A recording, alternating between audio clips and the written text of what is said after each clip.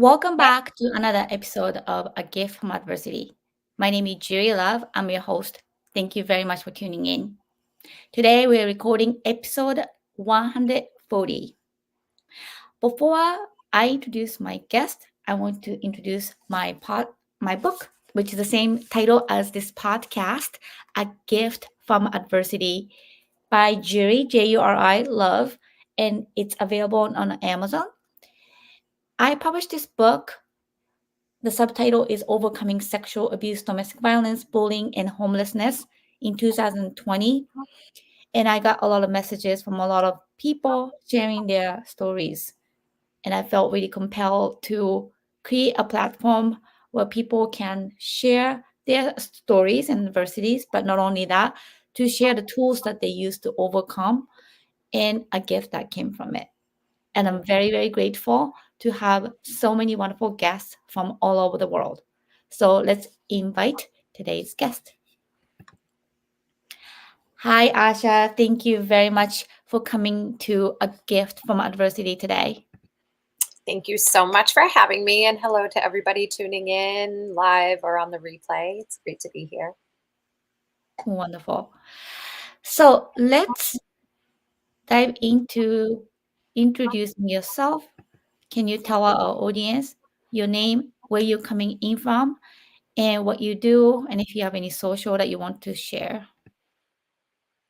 Yes. Okay, so my name is Aasha T. I am the CEO and founder of Beyond EQ International, and I am the founder of my 10-week program called Self-Worth Warriors.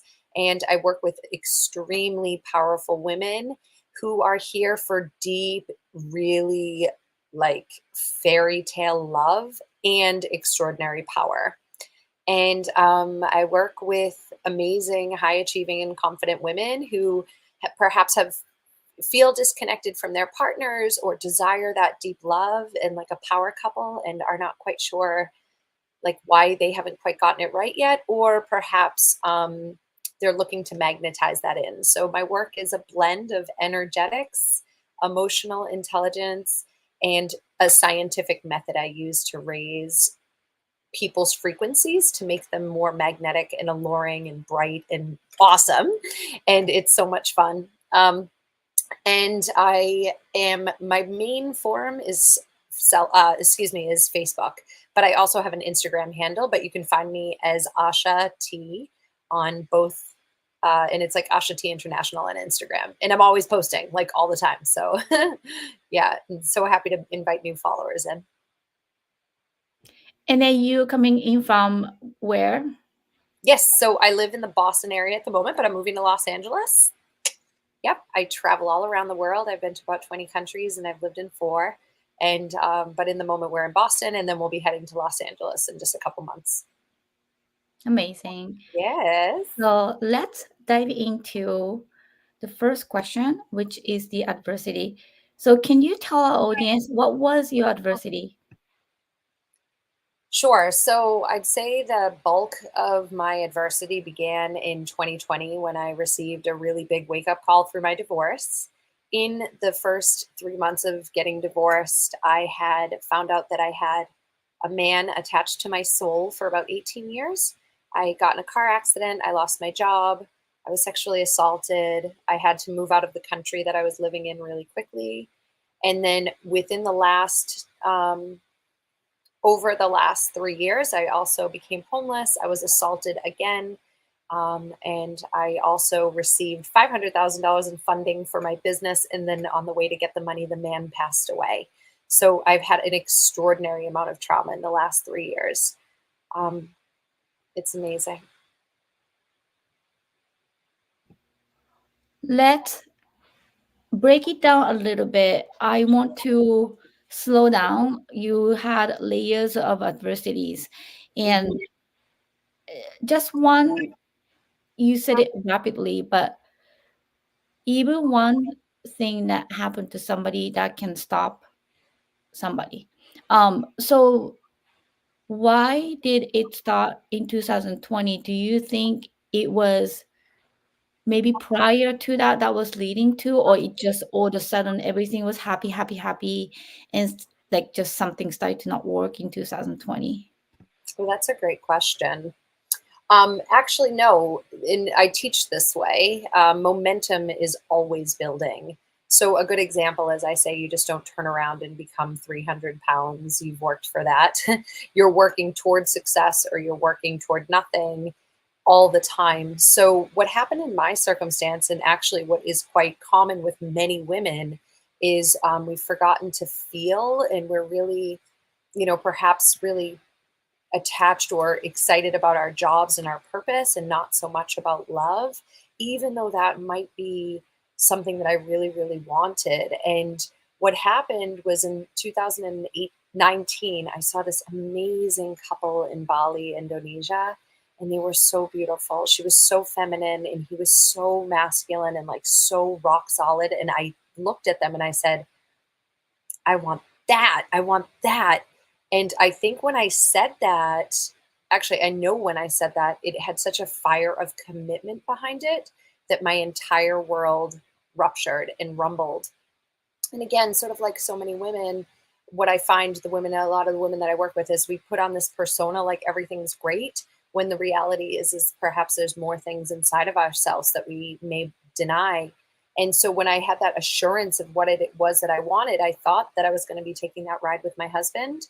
And what happened was all of the timelines and the energies shifted, and I had to experience a lot of rupture to be able to teach what I teach.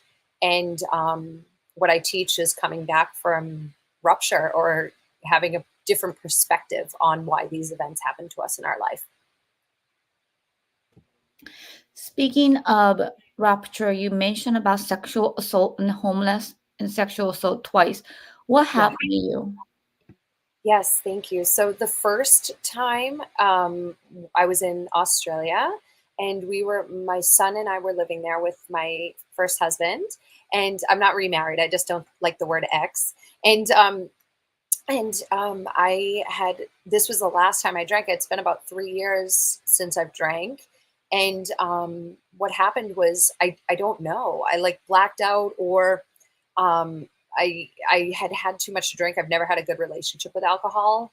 And I couldn't remember the details. And then it turns out that I was actually drugged and assaulted.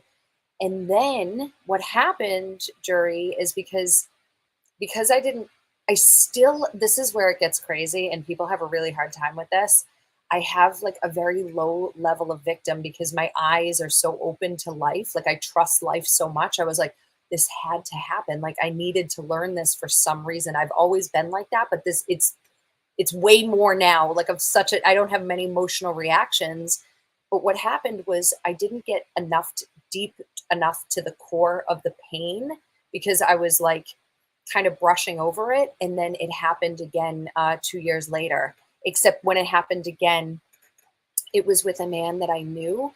And the the memory and the emotion was scary and felt really scary, but I was in a much safer environment. I wasn't in a threatening environment. It felt really threatening.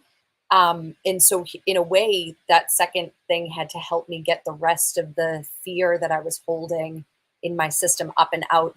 I hope I'm explaining that well. It's such a deep trauma, and it was almost like, God or the divine or source, whatever you call it in your practice, was like wanting me to get all of the pain up and out. And so, yeah, I went through that twice in the last 3 years. Why were you homeless? Yes. Okay. So that was crazy. So I had a man come into my life and he really believed in my vision, like really, really believed in me. And he instantly wanted to help me and was such a good man. We had a really awesome working relationship. And he was giving me $500,000. And so within like a month or two of him saying this, we were getting the money together and I hired a team. And more or less what happened was, sometimes as an entrepreneur, you like have to lose everything in order to, it's almost like rebuild on a stronger framework. And it was like all this momentum was building and we were expecting all of this stuff to happen. And then on the day he went to go get the money, he died. He died on the day. And so within a month, I ran out of money. I had staff, and I ended up homeless. Me and my son. We had to move into my mother's basement. It was horrible for me. I was so, I don't know if it was like embarrassed, disappointed, confused, because I have such a big vision and a big desire to help more women and men come back to love. And here I was, like, in the basement of my mother's house, and I was like, "Am I supposed to be doing this?" And this is, I want to. Is it okay to share a little story? So I turn on this podcast, and it's this billionaire guy that I listen to, and I'm bawling my eyes out, Juri. I'm like on the ground, like, "Oh my god, show me a sign, help me, what the fuck?" Like, just like everything's burning down. My whole insides were burning down. I was questioning why I was even doing what I was doing. And this man on the podcast he goes, if they've never lived in their mother's basement and they had a vision that no one believed in and they've lost everything and they got a napkin in front of them with their business plan on it, I don't listen to them. And I looked down and I had my journal, and in my journal was like my vision. And I was like, okay, yes, I'm on the right path. And that was about 9 months ago. And since that time, we've been able to create upwards of six figures in my business and turn it around completely. Now we're moving to Los Angeles, but I had to like really burn in hell. It was crazy, and it was just so. It was almost like I turned around and was homeless, and I like didn't know. I didn't have any money to pay for anything, and I was about 80K in debt, and so I had to dig myself out of that in the last 8 months.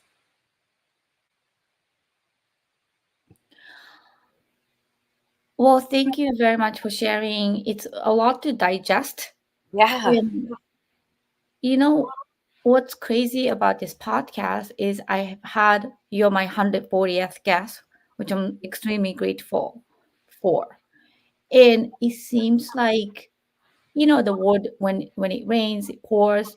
Feel Mm, like a lot of my guests, the consensus is that when something goes wrong, it feels like the layers of things really, you know, falling down on that situation and spiral down.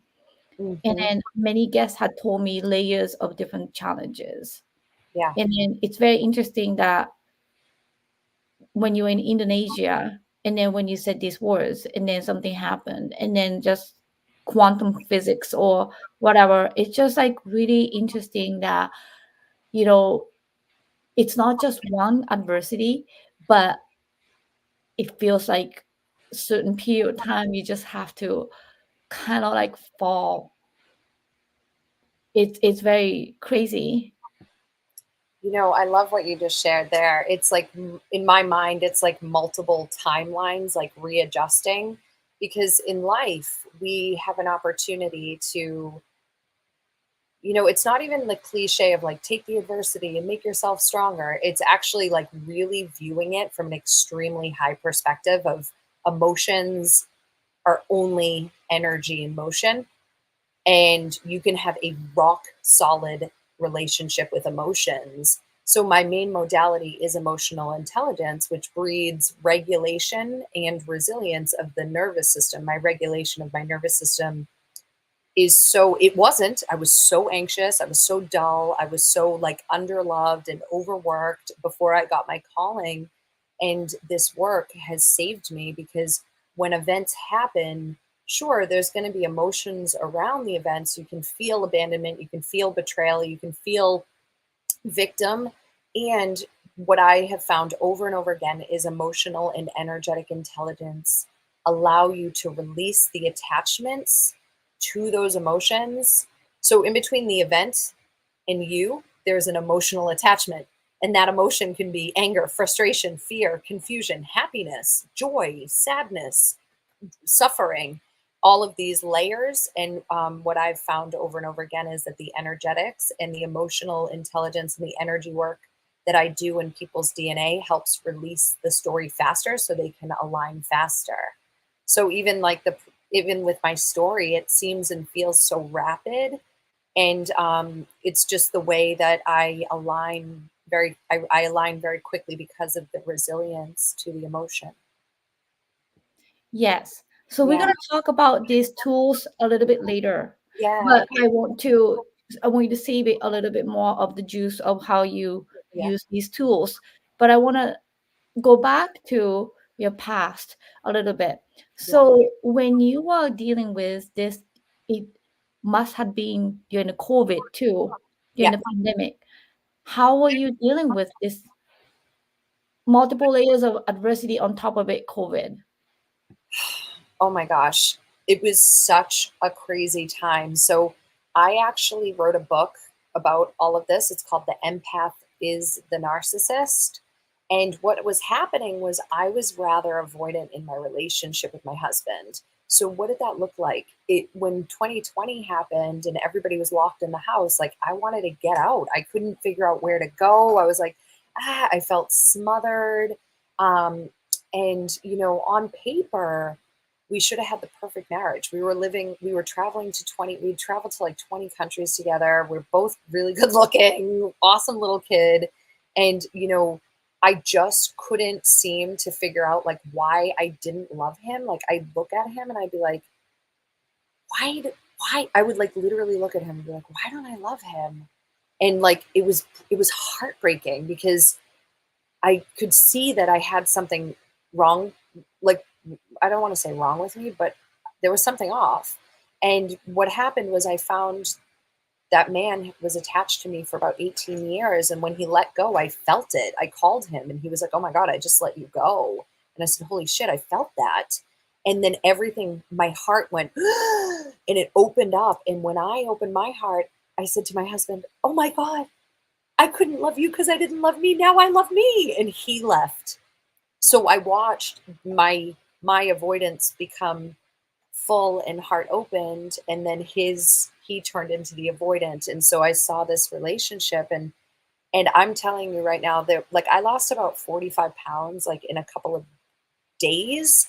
I was so sick. I was seeing such high levels of frequency. Like I thought that demons were after me. I thought that like I was like images and God was in my room. I was like getting a really big calling.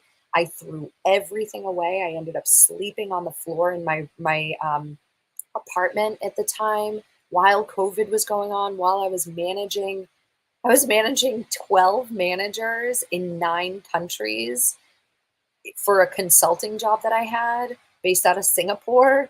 And then I lost that job. And then I got in a really bad car accident. It was, and then I ended up in the hospital because my intestine. So I was having all of this stuff unfolding at the same time. I honestly don't even know how I made it out. Like I was literally, most people I think would die. Like it was like I was just getting hit from all angles. Like everything was getting pulled away at the same time. It was like almost like a, and then the crazy thing is I started my business the same week. And so I was like serving women in like this course that I created, and I served hundreds and hundreds of women. I was making like $25,000 a week when I first started. I was like, what the hell? Like, so I had this like unbelievable joy and fulfillment with this really aligned work. And then my entire life was burning down. It was so insane. And like, yeah, I don't know. I don't know how I dealt with it. I was like, kind of have a really good attitude about life. I was like, oh shit, I guess this is happening. And then my method, but I'll talk about that later. Where are you originally from? So I'm originally from the Boston area, but I lived in Australia for about 12 years. And I moved around a lot. Like, at the time it just felt like we traveled a lot, but it turns out I moved around a lot because of my trauma. A lot of people do. They go on like holidays to like try to like band-aid fix, or they go shopping, like pick your vice, without getting to the root of the problem. But I'm from Boston originally, and then we lived in Australia, and then we lived in Indonesia, and we've been all over the world. Interesting to say trauma and travel. And I love traveling. Before I had kids, I traveled by myself to Israel, Spain, and Senegal, Ghana. And I really love traveling. But it's interesting that you say it's almost like escaping from your trauma. However, like when you travel, I was I swear I was this at heavenly place, St. John, Caribbean island, with Mm, my first husband, and I had horrible panic attack. So I thought escaping myself, physically moving myself from the place that I felt trapped, moving to tropical, like we're visiting tropical place or amazing place would help me heal, but yeah. it's inside. Oh, What yeah. was the trauma that was chasing you? God, that is amazing. And I'm so happy that you shared that, Jerry, because like there's so many, like I have so many conversations with high achieving women, and they'll be like, they'll tell me all of these things that are going on. And then I'll call them, like, let's say they don't invest in my program. And then I'll call them and they'll be like, oh yeah, I'm feeling so much better. We're going to Florida. And I'm like, God damn it. Like you're not going to get what you like, unless you've gotten to the root of the reason why you have that behavior. That problem is always going to follow you. And so, yeah, you really hit the nail on the head. Um, what was the question? That happens to me sometimes. So why was the trauma, Oh, like yeah. you mentioned that you were traveling a lot and you had trauma. What was the Yes. trauma that was, can you recognize what Oh, was yeah, it? 100%. And we can talk about this more when we talk a little bit about the method, but it is pretty much every woman, especially if she's a creative, especially if she's got a lot of pizzazz and joy and light, she tends to be afraid of her own creational power. So, how does that show up? She controls things. She may have money leaks. She may have like a masculated husband who's not like masculine and like really taking control. And it can show up with her starting and stopping things. And this is what I have identified as what we call the receiving wound, and it's the wound of the masculine. So we have this deep DNA embedded wounding of the masculine, and it's not even just your father wound, it's way before that. And so it shows up in all of those patterns. Like if you're a woman and you're listening and you're like, oh my God, I start things and then I stop, I start and stop. You're afraid of actually receiving. If your relationship is like you want this man, and then you get him and you kind of like lose interest, or he's not quite the guy. Um, Again, afraid of our own creational power. So we do these behavioral patterns. We have spending urges, and then we like nothing gets solved, or we travel like these things, and it's really just us trying to run away from the protection of the masculine, because the masculine actually wants to keep us safe. A lot of us can't even see that because of the pain. So it wasn't like you had your like childhood trauma or anything. Oh yeah, yeah, yeah, definitely. Yeah. I mean, I have such an amazing relationship with my family because of all of the healing I've done. And the reason is I was highly sensitive. I'm the energy lady. I'm like this emotional intelligence lady and a performer myself. And I had to experience all of that pain to turn it into my biggest gift from adversity, if you will. But my father, my father worked a lot, and so as a little girl, I tied a story to that, and the story was, if I'm too much, no one will love me, and so or men will leave me. And I've perpetuated that story over and over and over again. I've been so afraid of being big. And even people will say, you're, because I'm a lot of energy. Like if you even sit in my energy, people are like, can have a little bit of a reaction to it. A good one, a good one or a bad one. It's always good. And, people will say, you're a lot. And for a long time, I'd get hurt, and now it's okay. I like don't care at all. But I had to really love myself. That's why I teach women self-worth, is because you have to love yourself through the pain. And that's cellular. Yeah. So before we dive into your method and the Yeah. business and stuff, I'm very curious. So have you um like can you actually explain to me when these layers of adversities were happening around 2020? Do you recall your mental stage? Like how were you feeling? Did you have a journal? Do you have any recalling of maybe devastation, or like, oh my gosh, what should I do tomorrow? Like, do you recall those kind of um emotions, anxiety? Oh, yeah. Oh, yeah. Thank you. Great question. Yeah, when that was all happening, I still had a really difficult time like being in my body and feeling the sensation of all of that pain. So I invested in so many energy healers and people. Um, but I will say, like, I've always had like this attitude of like, oh my God, like God is guiding me, or this, masculine in the sky is guiding me. I call it like this king that like guides me.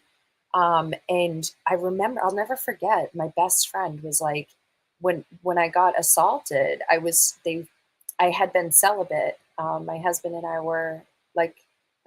were separated, I'd say about a year at that stage, and or by the time that I got assaulted. So that was like a little bit at the end of 2020, and because we got separated at the beginning of 2020, and I was celibate, and so it was a really bad situation. And I remember my best friend was like, "How are you getting through this? This is like one punch after the next, after the next." And I again, it's like we've actually, so she's my guide. She's been sort of my spiritual guide this entire journey. And she and I have really researched how am I able to move the emotion that quickly? And it really has to do with it always comes back to the EQ and like the scientific method behind the frequency. But like the truth is that it was flabbergasting. I was like, how is this possible? There have been times where I've looked on that version of myself and I'm like, she's unbelievable. I cannot believe that she got through all of that stuff. And my son and I had to leave Australia very quickly to move back to the United States. And we like didn't have anything. I'll never forget, like 24 hours within being in the US, I had like a big breakdown in my mother's kitchen, and my mother just like gave me this massive hug. And I was like the reality hit, like I was losing my family, I was losing my first husband. I couldn't repair that, even though I could see all of I had a lot of shame because I could see myself. And a lot of people won't look at that, Jury. They'll go, oh shit, like, ooh, shame, like, like a shadow version of me. And it's better to blame him. But I've never felt that way. He's a good man. And you know um, of course it takes two to tango, but I can only take responsibility for myself. And instead of hiding from the shame or shaming shame, which a lot of people do, they'll be like, oh, don't feel ashamed. I actually say feel shame fully, like go there 90 seconds, big shame movement. Um, and I always say, don't shame the emotion, don't shame any emotion.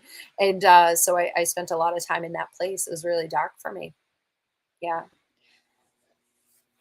Well, thank you very much for sharing these stories and adversities. And I'm very sorry that everything happened. And um, to be honest with you, like I've been through layers of adversities. And you're so right about punch after punch. Like when can I get a break? Yeah. When can I get air? Like, it's almost like sometimes some things are in your control, but sometimes a lot of things are out of your control. And a lot of things happen and you just can't control it. Like I couldn't have controlled my father's rape and, abuse. And then my, mother kicked me out when I was 18. I couldn't have controlled that. And I couldn't have controlled the time that in 80s that nobody knew anything about child sex abuse or PTSD. Nowadays, it's very, very different. Hmm. But what I'm saying is, like, your metaphor or explanation of layers of adversity falling down on you and then punch after punch, how would you get out of it? And unless you experience these traumas, you just don't know. That's so true. And I'll tell you right now that, like, so what I stand for is pure love and pure truth. And it's actually a really pivotal thing because you cannot hold the trauma of the past in tandem with pure love moving forward. And so the way with what you're sharing, these like we've been talking, it's like these layers and layers, and like there's so many emotions, like it's never cut and dry. Like the abandonment wound from the masculine for women in this life, especially someone like yourself, Jerry, who has a lot of power, who has desire to like have big things, which is totally freaking normal, especially if you're a star. And like when you have those desires, you're going to be met with these huge life events that are going to knock your power down, knock your power down. So I have this crazy thing where I look at someone like you and I'm like, oh, she must have so much power. Like if that's the cards that she's been dealt, then like holy shiitake mushrooms, she is like punching with power. And then I just like take all of the pain and reverse it into power. And that's it's awesome. So because you can't like keep that and then have a brighter future, even though we want to, and like find the blame there. It's like you have to energetically let it go to launch yourself forward. It's so crazy.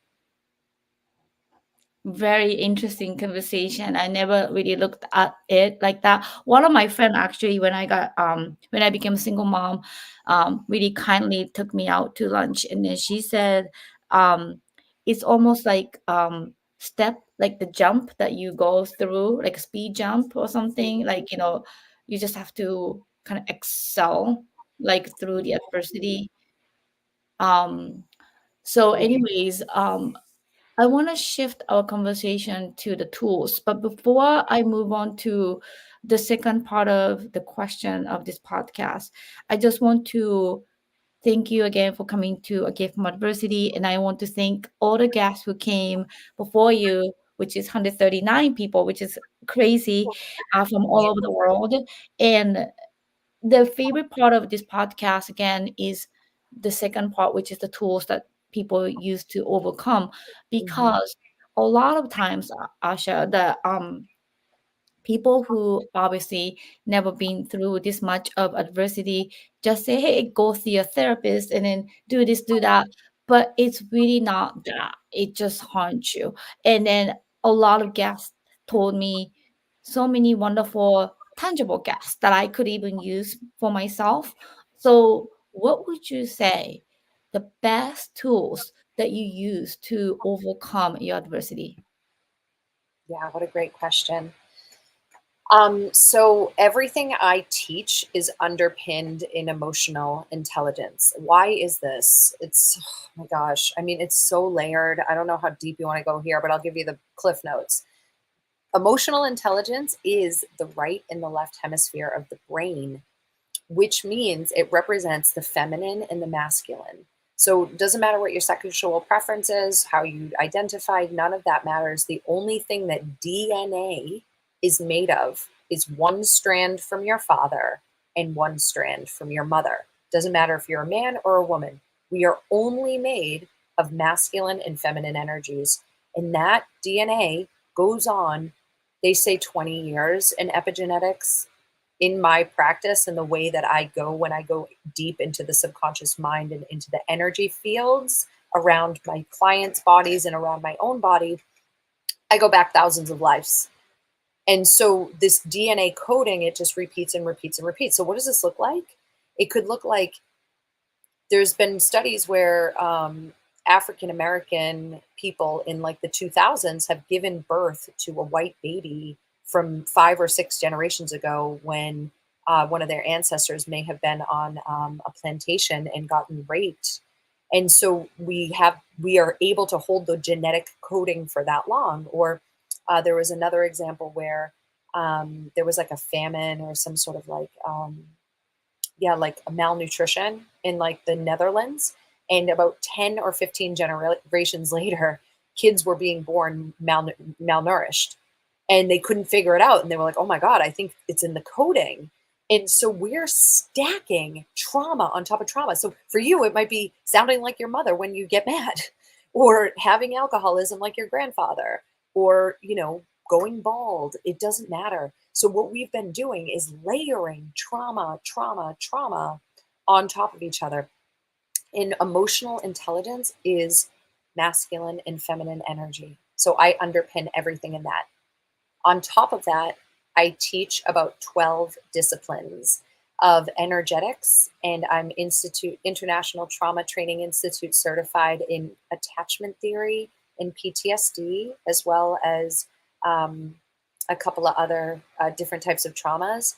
I study core wounds being at the rejection wound, the abandonment wound, all of the things. And again, it's either masculine or feminine. You're either dealing with rejection from the masculine or rejection from the feminine. Sister wound, brother wound, all these wounds. I'm writing a book called Core Woundology.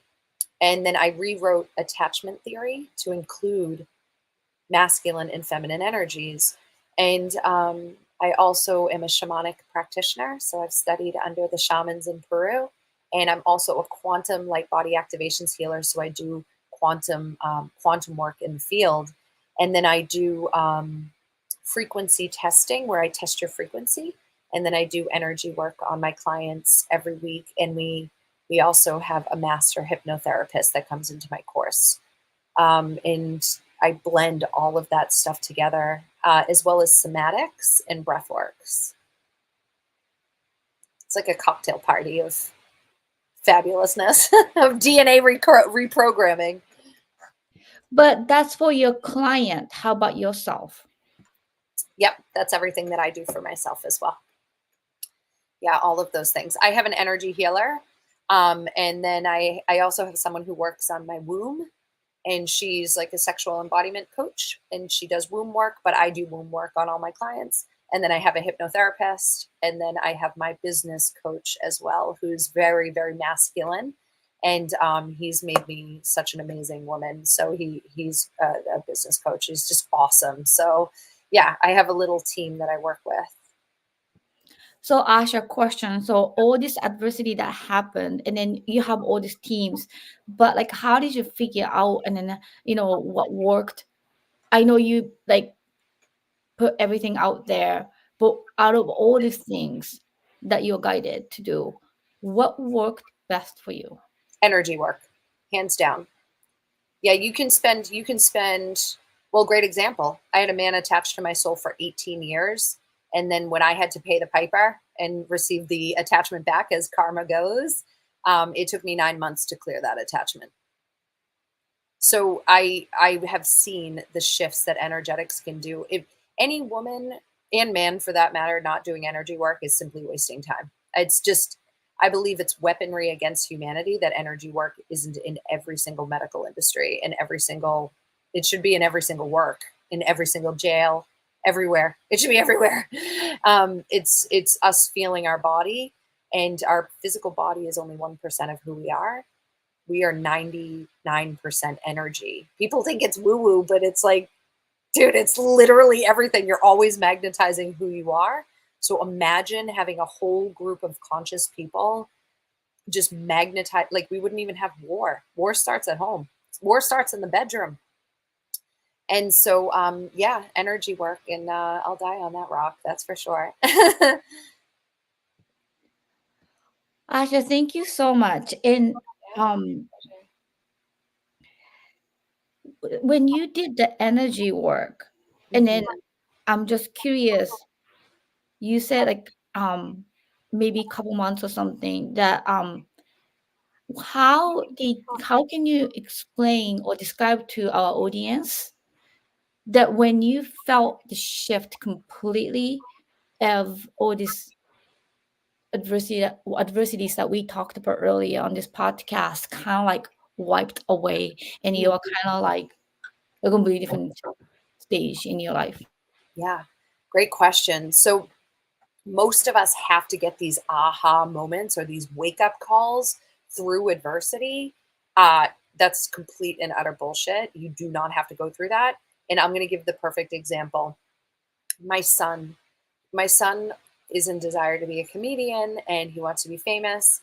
And since I'm following my dreams of going to Los Angeles to follow that particular dream for myself, I'm setting my son up to have a much easier life because I've done all of the work. So and then his kids will have an easier life. It's called timeline repair. But what happens with parents is they stifle their own dreams to, like, thinking they're giving their kid a better life, but the kid has to go through all that shit to get to the thing.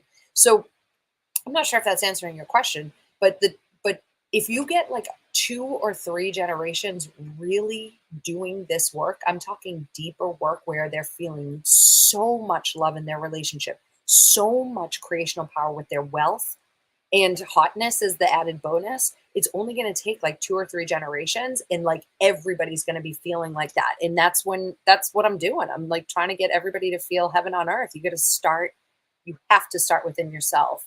It's so possible though. It's awesome. Yeah, my question was, you mentioned about, 2020 when Oh things yeah. start to fall, and then when you started to do this energy work, did it take Hmm. you to feel that way in like 1 month, 2 months, like Oh yeah. 3 months, a year? Yeah, so well, I had to have a series of things that I needed to clean up. And when I say that, what I mean is like my karma. So when I left my husband, I was going to like I was just like shutting the door on him and like wanting to be with another guy. It was not good. It was not healthy. People do it all the time. They just jump from like relationship to relationship looking for this outside thing, like the vacation, right? And so it took me about, I'd say about 2 to 3 years to like get the bulk of like all of that stuff out. But in that time, I mean, oh my gosh, I've created over $1 million in my business. I've done 14 courses. I've had thousands of clients, 197 people come through Self Worth Warriors, my signature program. I've done 13 other programs, so many lives, like written 2 books. So it's crazy, Juri. It's almost like I had like all this trauma, but all this awesome stuff happening at the same time. And I think what we end up doing is we're like, oh, I have to deal with all the trauma. Where my methodology is like, deal with the trauma and come on, keep it going. And so, yeah, I think that's, if that's answering your question. Yeah, So it's almost like a simultaneous cleanse. that's it. As a matter of fact, I say like, you can be on the ladder to heaven and the spiral to hell at the same time, and you have no idea. You're just like, oh yeah, I'm on my way to heaven, and then you're like, oh shit, like it's all, yeah. So I don't know if that makes sense either, but you can all of a sudden turn around and be like, oh, that wasn't what I thought it was meant to be. And so yeah, just interesting. Yeah. It's very interesting. Like, you and I had this conversation for the first time, but I can almost feel it in my right brain in a way Mhm. that the metaphor that you just explained, that, oh, you're going like up, but you're maybe going down. And then I feel like, you know, me dealing with so much trauma myself, and I'm 47, but this happened, say, 40 years ago almost, right?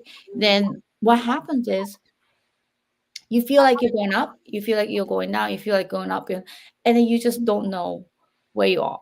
But then when people look at you from outside, Yeah. it's kind of different how they perceive you.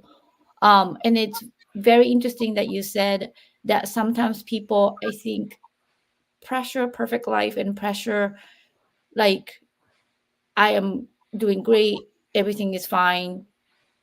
But also, you have to understand there are so much underneath, So much.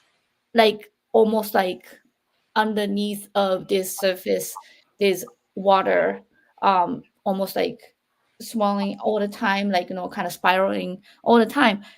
But somehow you have to shift it, move it forward. So it's very interesting that you said that it wasn't energy work that kind of like cleaned everything, zapped everything out, but rather you are simultaneously dealing with the success and also healing yourself. Yeah. Yeah. I think teaching and healing yourself. So I was healing myself and teaching energy, teaching emotional intelligence, serving right there is going to move your own healing journey faster, because you're connecting with people, and people are always showing you who you are and what you need to do. If you're smart enough to look, you if you have the perspective to look, everybody's always serving you. It's really, really powerful when you have that lens, because you serve and then your clients have these massive breakthroughs, and like And then they share with what's going on, and you realize, hey, wait, I can really relate to that. Like, I get that. I get where you are. And that's self-connection and connection to others. And so for me, I say teach now, get out now, do it now. Like, you want to heal, start a business, serve 50 people, go volunteer. And so yeah, there's like this really, because I think sometimes the emotions of trauma and the feeling of trauma, and I'm not saying like drain yourself, but every time you connect with a person and you serve a person, your soul gets filled up. It's like almost inevitable if you're helping people. And so yeah, there's just like a real beauty in that for me, and it's worked for me. And I teach my clients that, a lot of my clients that I teach business to, they're like, oh my God, I'm connecting with new people every day. And I'm like, holy I remember being that woman. I remember being so lost, and I didn't want to get help because like I couldn't ask for help. Like, I always say to women, if you are not staring at your husband, like staring into your husband's eyes for like 45 minutes a night, like, and really deeply sexually connected to him, and you feel amazing at your job, and if you're not there, you should be taking the steps to get there. And that's always going to be doing the inward work, always. And so many women just don't really know that. Even I don't even think they're even that aware of it. Like, there's so much misinformation and like stuff on YouTube, and there's stuff on, like, and that stuff's good, but like when you really focus on you and your own frequency, like everything begins to shift, and it's super powerful. Well, Asha, thank you so much for sharing that. And as deep as this conversation is, it's very interesting to really connect with you and then your stories, and then the beginning of our podcast of the layers of trauma, and then leading into this conversation. I really appreciate you sharing your honesty, and then knowledge, and then experience here. So I want to ask you the last question, which is a gift that came from the adversity. So can you share with our audience what's your gift that came from the adversity? Yes, I mean, it's, oh my God, it like brings tears to my eyes. I mean, obviously, outside of the thousands of people, clients, men and women that I've been able to help and touch, the main gift is the truth about the relationship between the masculine and the feminine. Again, this isn't about sexual preference, this is about inner connection. This is about coming back to learning to love each other really, really deeply, and knowing that hurt people. And if we hold that hurt, we are actually, as I used in the DNA example, 6 to 10 years from now, that hurt can come out um, in our ancestors and our lineage. And so that's the number one gift, is how deep I'm able to go with my love for the masculine has helped me get closer to like the source of the universe. I call it king, or like God.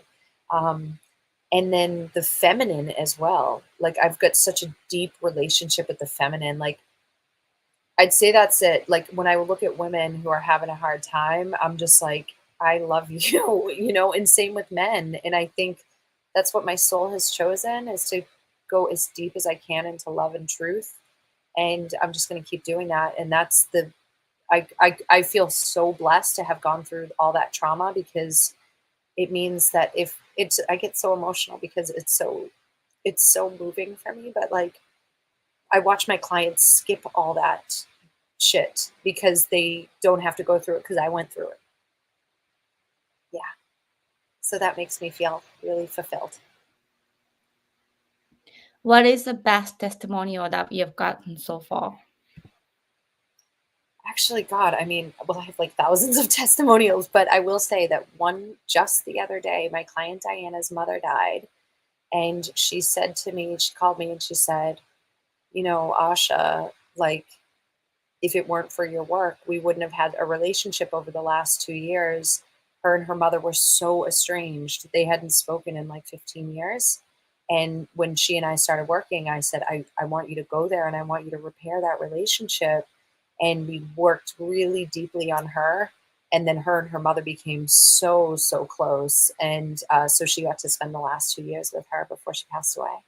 So that was one of the biggest ones. And then I also had a woman that did like 2 sessions with me, and she got $1 million as a gift, and that was awesome as well, because she was like, "Oh my god!" She had a big block on her heart, and she wanted to call in a man to give her money, and then we did 2 sessions, and the man showed up. It was awesome. So that was pretty cool too. Yeah, and then all my clients get hotter, so it's fun. Well, thank you so much for sharing that. Thank you. Asha, I know you do a lot of work and a lot of people come to you, but again, I thank you for being so honest on this podcast today. And before I let you go, what would you say the advice that you can give to somebody, man or woman, any human that are going through what you went through today? What is the biggest advice that you can give? Yeah, definitely to get energy work. I do believe, like, if it's not even in my program with other energy healers, you will not even Reiki. I would always suggest a shaman.